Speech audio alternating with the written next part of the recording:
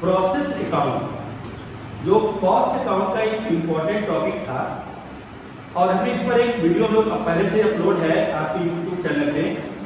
आज हम लोग उसी प्रोसेस अकाउंट में आगे एक टॉपिक पढ़ेंगे जिसमें हम लोग एबनॉर्मल वेस्टेज और एबनॉर्मल गेन के बारे में पढ़ेंगे। एबनॉर्मल वेस्टेज और एबनॉर्मल गेन, तो हम जब पहले टॉपिक जो पहला वीडियो प्रोसेस अकाउंट पर अपलोड किए उसमें आपको बताया गया कि जो यूनिट के बैलेंसिंग फिगर्स होते हैं वो प्रोसेस अकाउंट के मेन और इंपॉर्टेंट टॉपिक। अगर आप उसको अच्छे से क्लियर कर ले जाओगे तो प्रोसेस अकाउंट बहुत इजीली आप सॉल्व कर लोगे। आज के टॉपिक्स में कैसे नॉर्मल वेस्टेज, कैसे एबनॉर्मल वेस्टेज कैलकुलेट किया जाता है, इसी टॉपिक के बारे में हम लोग पढ़ेंगे। तो हम एक क्वेश्चन आपको पढ़ रहे हैं जो आपकी स्क्रीन पे चल रहा है। पहले फिर एक बार रिपीट करते हैं। आप वीडियो को रोकिए, क्वेश्चन को नोट करिए और फिर वीडियो को आगे बढ़ाइए और जैसे जैसे हम बोर्ड पे क्वेश्चन का सलूशन दे रहे होंगे आप उस कॉपी पर जहां पर क्वेश्चन नोट किया आप उसे टैली करना है। तो देखो इसमें क्वेश्चन में कह रहा है from the following information prepare process account. इसमें मटेरियल यूज दिया है, तो मटेरियल का यूज प्रोसेस अकाउंट की डेबिट साइड, जो भी एक्सपेंसेस होंगे हम उसको डेबिट साइड में लिखेंगे। कॉस्ट का मटेरियल यूज, उसमें यूनिट्स में दिया है मटेरियल यूज में और उसकी कॉस्ट दिया है 50,000। Wages debit side, other expense debit side. जो हमारे नॉर्मल वेस्टेज होते हैं, एबनॉर्मल वेस्टेज होते हैं, क्लोजिंग स्टॉक है, बाई प्रोडक्ट है, रेजिड्यू है और जो प्रोडक्शन है, इनको हम प्रोसेस की क्रेडिट में लिखते हैं। जिसमें क्वेश्चन में कह रहा है नॉर्मल वेस्टेज है 5%, तो जो 5% है इसको आप यूनिट पर निकालोगे। इस प्रोसेस में जितनी यूनिट इंट्रोड्यूस होगी उसका 5% नॉर्मल वेस्टेज होता है।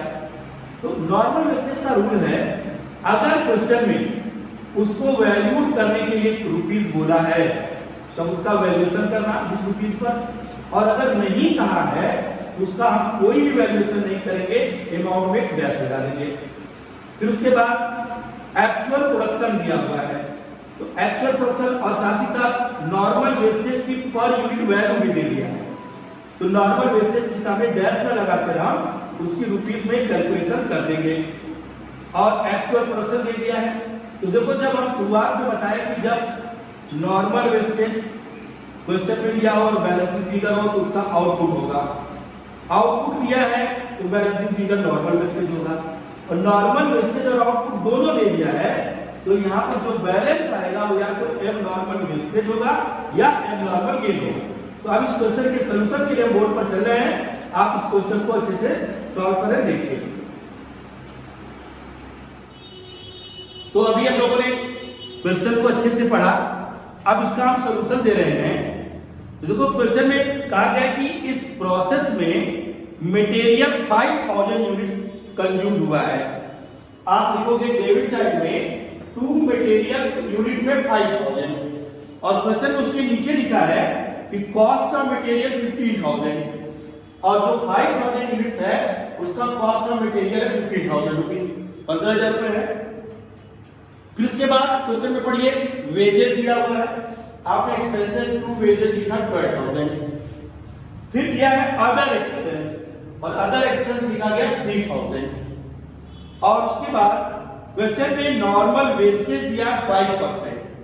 तो जो नॉर्मल वेस्टेज है अगर हम प्रोडक्ट को बना रहे हैं तो वो वेस्टेज होना उसकी नेचुरल प्रोसेस में है, उतना वेस्टेज होना ही होना है, उसको हम नॉर्मल वेस्टेज बोलते हैं। तो जितनी यूनिट इंट्रोड्यूस हुई है उसका 5% नॉर्मल वेस्टेज होता है, तो 5000 का 5% आएगा 250। अगर क्वेश्चन में कहता है कि इस नॉर्मल वेस्टेज के बारे में आगे साइलेंट होता है, इस अमाउंट के कॉलम में डैश लगा दोगे।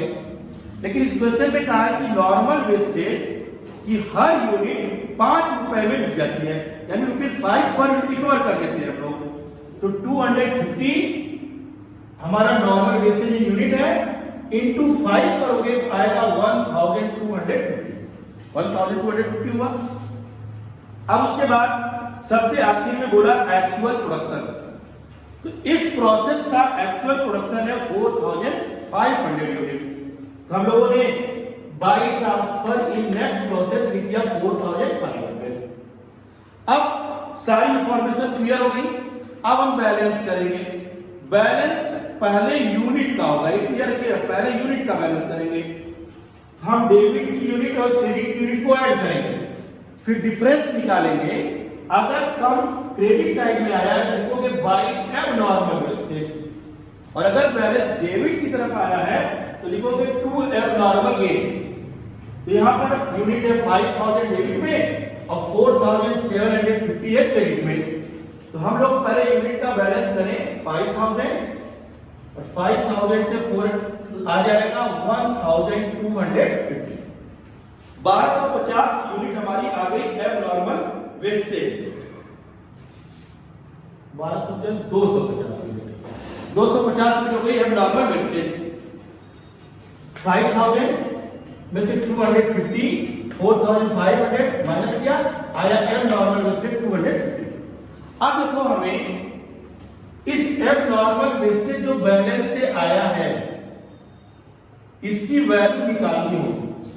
ध्यान सुना, नॉर्मल वेस्टेज की अगर वैल्यू के बारे में साइलेंट है तब नॉर्मल वेस्टेज का कोई भी वैल्यूएशन नहीं होगा, कहेगा तो वैल्यूएशन करेंगे।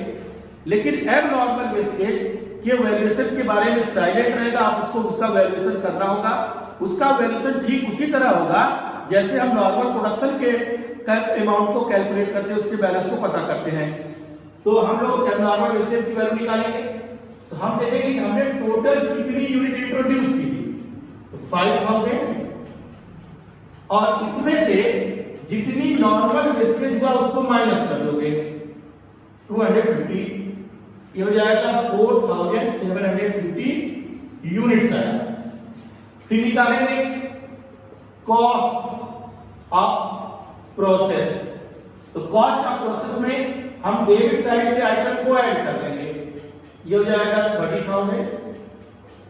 इस 30,000 में से हम 1250 जो कि नॉर्मल वेस्टेज को सेल करके रिकवर कर दिए, हमने टोटल कॉस्ट लगाया 30,000, उसमें से 1250 रिकवर हो गया। तो टोटल अमाउंट जो हमको मिली वो है 28,750। ये हमारी प्रोसेस की कॉस्ट है। अब एबनॉर्मल वेस्टेज को हम लोग निकालेंगे जब, तो लिखेंगे 28,750 टोटल इसकी कॉस्ट है इस प्रोसेस की, और प्रोडक्शन है 4,750, और हमारा एबनॉर्मल वेस्टेज है 250। और इसका जब वैल्यूएशन करेंगे आएगा 1530।